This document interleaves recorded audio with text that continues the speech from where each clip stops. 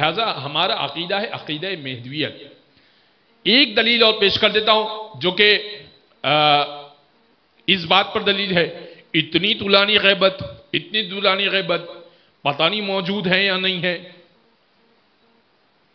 اور خود اس بات کی بھی امام نے بیان کر چکے کہ غیبت اتنی طولانی ہو جائے گی 1100 سال ہو چکے تقریباً. اتنی طولانی ہو جائے گی کہ آپس میں مومنین شبہ میں پڑ جائیں گے.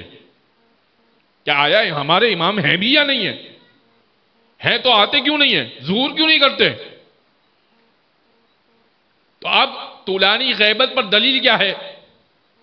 طویل غیبت میں دلیل کیا ہے؟ اہل سنت یا ہمارے بھائیوں کو ہم کیا دلیل دے سکتے ہیں؟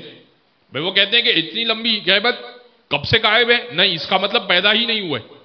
وہ یہ کہتے ہیں بھئی اتنی لمبی غیبت غائب ہے؟ نہیں، غائب نہیں ہے، وہ پیدا ہی نہیں ہوئے، پیدا ہوں گے. اتنا لمبا کوئی غائب نہیں رہ سکتا. قرآن سے دلیل آپ کی خدمت میں پیش کر رہا ہوں.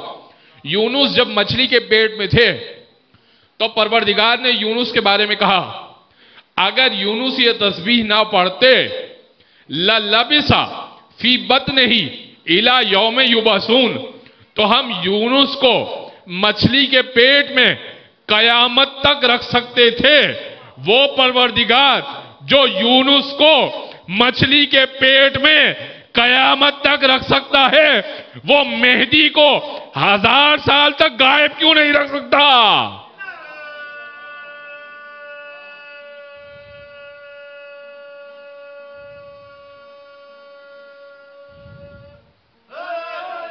یا